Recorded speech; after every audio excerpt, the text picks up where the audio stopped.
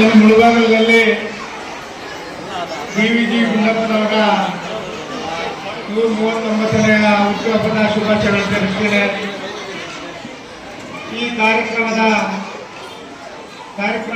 ಆಗಮಿಸಿರ್ತಕ್ಕಂಥ ಏನು ನಗರಸಭೆ ಅಧ್ಯಕ್ಷರಾದಂಥ ರಿಯಾಜ್ ಅಹಮದ್ ಅವರೇ, ಅದೇ ರೀತಿ ನಮ್ಮ ವೆಂಕಟೇಶ ಚಲಪತಿ ಅವರೇ, ಹಾಗೂ ಈ ಕ್ಷೇತ್ರದ ಶಿಕ್ಷಣಾಧಿಕಾರಿಗಳಾದಂಥ ರಾಮಚಂದ್ರ ಅವರೇ, ಅದೇ ರೀತಿ ಈ ಭಾಗದ ನಗರಸಭೆ ಸದಸ್ಯರಾದಂಥ ಸ್ನೇಹಿತರಾದಂಥ ಜಮೀರ್ ಅವರೇ, ಹಾಗೂ ವೇದಿಕೆಯ ಮೇಲಿರುವ ಎಲ್ಲ ಗಣ್ಯತಿಗಳಿಗೆ ಯಾರಿಗೂ ಅವಕಾಶ ಬಯಸಬಾರದು. ಇವತ್ತು ಏನು DV ಗುಂಡಪ್ಪನವರ ಒಂದು ಜನ್ಮದಿನಾಚರಣೆ ಅಂಗವಾಗಿ ಇವತ್ತು ಮುಳಬಾಗಿಲಿನಲ್ಲಿ ಅವರು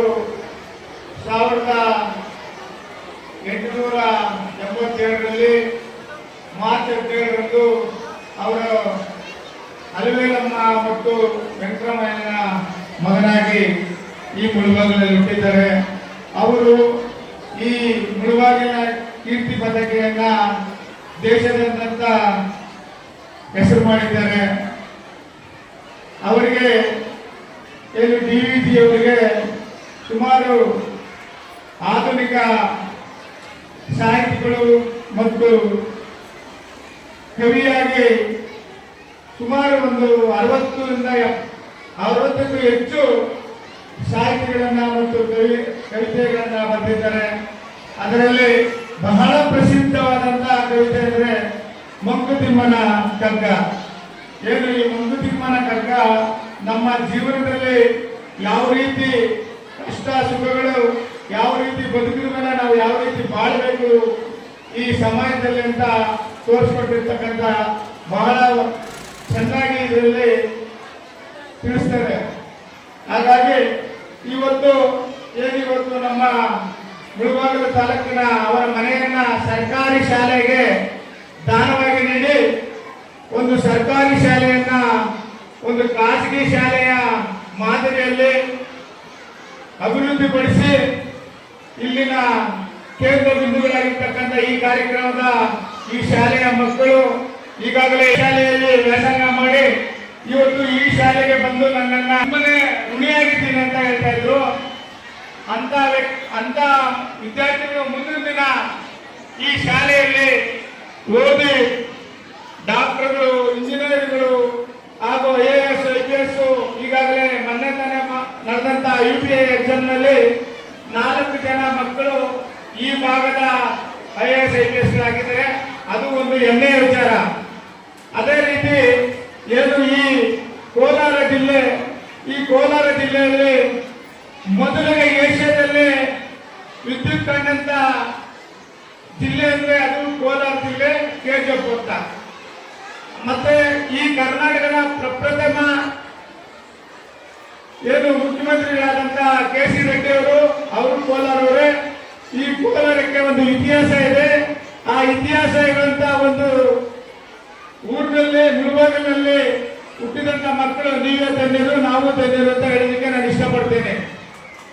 ಏನು ಈ ಸ್ಕೂಲನ್ನ ಅಭಿವೃದ್ಧಿ ಪಡಿಸೋದಕ್ಕೆ ಈ ಶಾಲೆಯ ಮುಖ್ಯೋಪಾಧ್ಯಾಯರಾದಂತ ಸಣ್ಣಪ್ಪನವರು ಬಹಳ ಶ್ರಮ ಪಟ್ಟು ಈ ಶಾಲೆಯನ್ನ ಒಂದು ಖಾಸಗಿ ಶಾಲೆಯಾಗಿ ಮಾರ್ಪಾಟು ಮಾಡಿದ್ದಾರೆ.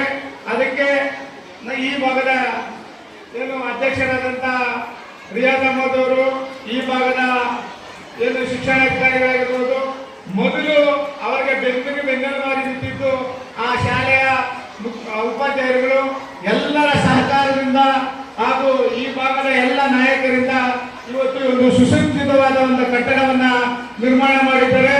ಯಾವುದೇ ಒಂದು ಖಾಸಗಿ ಶಾಲೆಗಿಂತ ಕಡಿಮೆ ಇಲ್ಲ. ನಾನೇನಪ್ಪ ಇದು ಬಂದಾಗ ಇವತ್ತು ಇಷ್ಟು ಬಹಳ ಚೆನ್ನಾಗಿದೆ. ಒಂದು ಸರ್ಕಾರಿ ಶಾಲೆ ಒಂದು ಖಾಸಗಿ ಶಾಲೆಗಿಂತ ಬಹಳ ಚೆನ್ನಾಗಿದೆ, ಬಹಳ ಶಿಸ್ತಾಗಿದೆ, ಬಹಳ ಚೆನ್ನಾಗಿ ವಿದ್ಯಾಭ್ಯಾಸನ ಕೊಡ್ತಾ ಇದ್ದಾರೆ. ಎಲ್ಲರೂ ಹೇಳ್ತಾ ಇದ್ರು ಬಡ ಮಕ್ಕಳು ಈ ಸರ್ಕಾರಿ ಶಾಲೆಯಲ್ಲಿ ಬಡ ಮಕ್ಕಳು, ಮಧ್ಯಮ ವರ್ಗದ ಮಕ್ಕಳು ಸೇರ್ಪಡೆ ಆಗ್ತಾರೆ. ಆದರೆ ಈ ಶಾಲೆಯಲ್ಲಿ ಎಲ್ಲ ರೀತಿಯ ಮಕ್ಕಳನ್ನು ಇಲ್ಲಿ ಅಡ್ಮಿಷನ್ ಆಗಿ ಒಳ್ಳೆಯ ಒಂದು ವಿದ್ಯಾಭ್ಯಾಸವನ್ನ ನೀಡ್ತಾ ಇದ್ದಾರೆ. ಮೊದಲಿಗೆ ಈ ಉಪಾಧ್ಯಾಯರು ಮತ್ತು ಮುಖ್ಯೋಪಾಧ್ಯಾಯರು ಕಾರಣಕರ್ತರಾಗಿದ್ದಾರೆ. ಅದರಿಂದ ಇವತ್ತು ಈ ಶಾಲೆ ಈ ಮಟ್ಟಕ್ಕೆ ಬೆಳೆದಿದೆ ಅಂದ್ಕೊಳ್ತೀನಿ. ಅದೇ ರೀತಿ ಏನೇ ಒಂದು ಮಾತಾಡಿದ ಒಗ್ಗಟ್ಟಿನಲ್ಲಿ ಒಂದು ಬಲ. ಮೊದಲಿಗೆ ನಾವು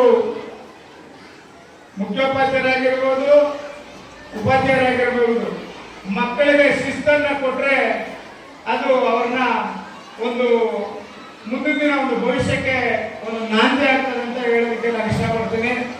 ಏನು ಇವತ್ತಿನ ಮಕ್ಕಳು ಮುಂದಿನ ಭವಿಷ್ಯದ ನಾಯಕರುಗಳಾಗ್ಬೋದು. ಇವತ್ತು ನೀವು ತಲೆ ಬಗ್ಗಿಸಿ ಹೋದ್ರೆ ಮುಂದಿನ ದಿನ ನಿಮ್ಮನ್ನ ತಲೆ ಎತ್ತೋ ರೀತಿಯಲ್ಲಿ ಅದು ಮಾಡ್ತದೆ.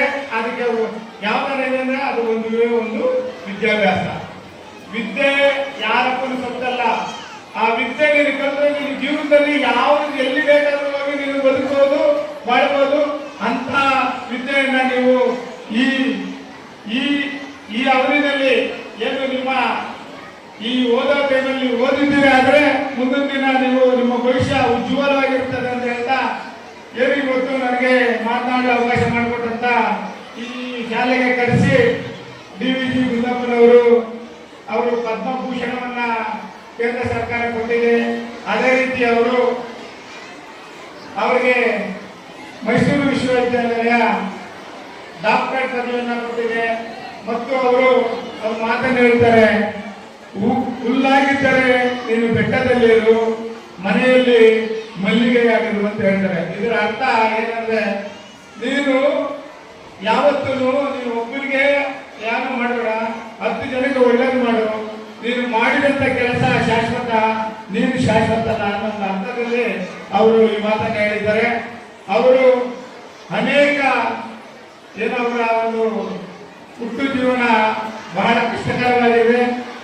ಅವರಿಗೆ ಸುಖ ದುಃಖ ಕಷ್ಟ ಸುಖ ಎಲ್ಲನೂ ಅರ್ಥಕೊಂಡು ಅವರು ಕವಿಯಾಗಿ ಕರ್ನಾಟಕದ ಹೆಮ್ಮೆಯ ಪತಾಕೆಯನ್ನ ಎತ್ತಿದ್ದಾರೆ. ಅದೇ ರೀತಿ ಅವರು ನಮ್ಮ ಸಾಹೇಬರು ಹೇಳಿದ್ರು, ಏನು ಅವರು ವಿಶ್ವೇಶ್ವರಯ್ಯನವರು ಬಹಳ ಅನ್ಯೋನ್ಯವಾಗಿದ್ದರು. ನಾನು ನೀವು ಕೆಲಸ ಮಾಡ್ಬೇಕಂದ್ರೆ ನಾವು ನಿಮಗೆ ಚೆಕ್ಕನ್ನು ಕೊಡ್ತೀವಿ, ನೀವು ಕೆಲಸ ಮಾಡ್ಬೇಕಂತ. ನನಗೆ ಬೇಡ, ನಾನು ದೇಶಕ್ಕಾಗಿ ಏನನ್ನ ಮಾಡಬೇಕು, ಸಾಧನೆ ಮಾಡಬೇಕು, ನಾನು ದುಡ್ಡಿಗಾಗಿ ಕೆಲಸ ಮಾಡಬೇಕಲ್ಲ ಅಂತ ಹೇಳಿ ಅವರು ಚರ್ಚೆ ಮಾಡಿದಾಗ ಇಲ್ಲ ನೀವು ತಿಳ್ಕೊಳ್ಳೇಬೇಕು ಅಂತ ಹೇಳಿ ಚೆಕ್ ಕೊಟ್ಟರು. ಅವರು ಆ ಚೆಕ್ಕನ್ನ ಪ್ರೆಸೆಂಟ್ ಮಾಡಿಲ್ಲ ಅಂತ ಹೇಳ್ತಾ ಇದ್ರು.